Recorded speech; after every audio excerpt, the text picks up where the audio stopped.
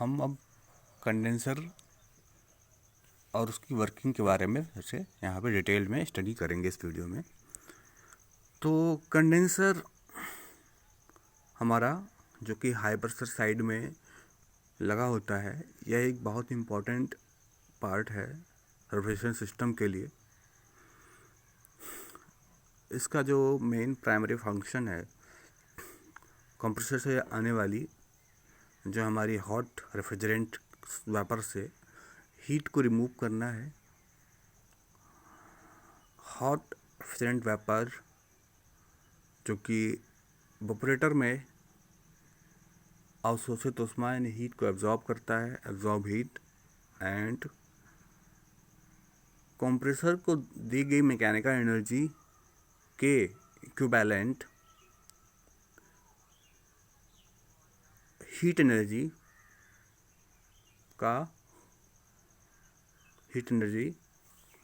को एब्जॉर्ब करता है। यानी जो हमारे संपीड़न से में मैकेनिकल एनर्जी के बराबर हमारी जो हीट एनर्जी जनरेट हो रही है, वो एनर्जी और इवेपोरेटर में एब्जॉर्ब हीट, ये दोनों जो हैं हमारे रेफ्रिजरेंट द्वारा अवशोषित किए जाते हैं। जब भी ये हमारा हॉट रेफ्रिजरेंट हाई प्रेशर पे कंडेंसर में इंटर करता है, तो कंडेंसर की ट्यूब्स को अपनी हीट देता है। फिर कंडेंसर की ट्यूब्स से हीट जो है वो दी जाती है। जो हमारा कूलिंग मीडियम है वो एयर हो सकता है, वाटर हो सकता है, या फिर दोनों का मिक्सचर हो सकता है। और कूलिंग मीडियम फिर उसको एनवायरनमेंट से हीट को एक्सचेंज कर लेता है। तो जो हमारा रेफ्रिजरेशन सिस्टम के लिए कंडेंसर का सिलेक्शन है, वो उपयोग में लाए जाने वाले प्रशीतक के प्रकार तथा अवेलेबल कूलिंग मीडियम पर भी निर्भर करता है। अब हम वर्किंग की बात करते हैं, कंडेंसर की वर्किंग कैसे करती है, एक कंडेंसर काम कैसे करता है, इसको समझते हैं। इसके लिए हम कंसीडर करते हैं कि वेपर एब्जॉर्प्शन सिस्टम में जो वेपर कंप्रेशन सिस्टम में कंप्रेसर से आने वाला जो हमारा रेफ्रिजरेंट है, हम ये मानते हैं कि यह हाई प्रेशर रेफ्रिजरेंट जो है सुपर हीटेड स्टेट में कंडेंसर में इंटर करता है। ये हमारे कंडेंसर में सुपर हीटेड स्टेट में एंटर करता है। तो हमारा कंडेंसर में कौन कौन सी प्रक्रियाएं होती हैं उसको हम समझने की कोशिश करेंगे। तो अगर हमारा रेफ्रिजरेंट जो है सुपर हीटेड स्टेट में कंप्रेसर के अंदर से कंप्रेसर से निकल के कंडेंसर में जाता है, तो हमारी 3 अवस्थाएं होती हैं। यानी कंडेंसर के अंदर 3 प्रक्रिया होती है। सबसे पहले तो जो हमारा रेफ्रिजरेंट है वो कंडेंसर की ट्यूब्स को अपनी हीट ट्रांसफ़र करेगा, सुपर हीटेड स्टेट में उनको टच करेगा। तो उसके बाद जो सबसे पहला प्रोसेस होता है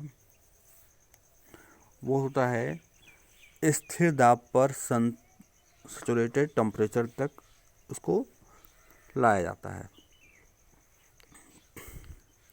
इस प्रोसेस को डी सुपर हीटिंग कहते हैं। यहाँ डी सुपर हीटिंग का मतलब क्या है कि जो सुपर हीटेड वेपर को हमारा है उसको सैचुरेटेड वेपर में बदलना ही हमारा डी सुपर हीटिंग कहलाता है।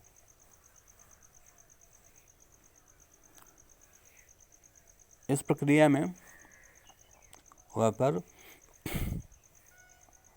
सुपर हीटेड जो जोन से रेफ्रिजरेंट जो हमारा है कंडेंसर में वो ठंडा होकर सैचुरेटेड पॉइंट तक पहुंचता है, सैचुरेटेड वेपर में बदल जाता है, ड्राई सैचुरेटेड वेपर में बदल जाता है।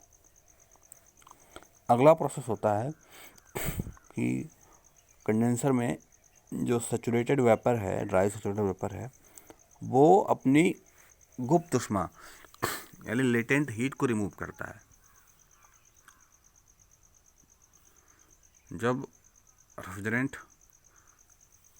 से उसकी गुप्त ऊष्मा निकाल दी जाती है तो ये लिक्विड रेफ्रिजरेंट में बदल जाता है तथा इस प्रक्रिया को कंडेंसेशन कहते हैं।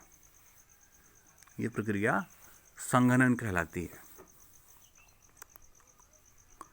संघनन के बाद हमारा जो लिक्विड है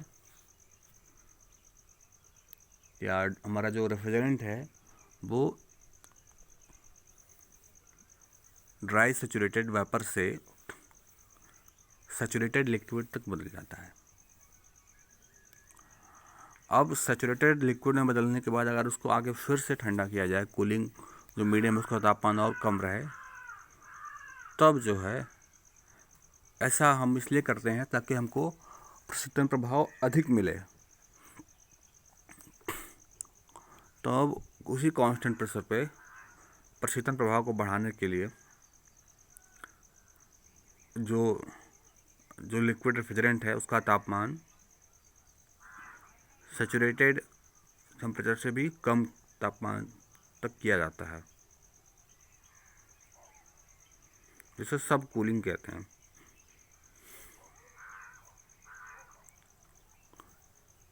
इस क्रिया में जो टेम्परेचर है हमारा सैचुरेटेड लिक्विड का तापमान और कम होता है।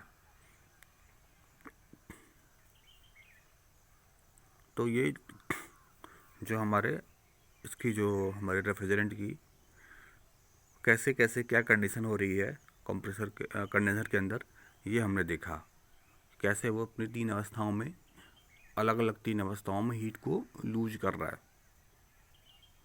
ये हमने इस वीडियो से समझा। इस डायग्राम में भी यहाँ पे एक डायग्राम है जहाँ हम उसको समझने की कोशिश करते हैं। देखिए, ये एक प्रेशर वर्सेस एंथैल्पी डायग्राम है जिसमें फ्रॉम 1 to 2 कंप्रेशन हो रहा है।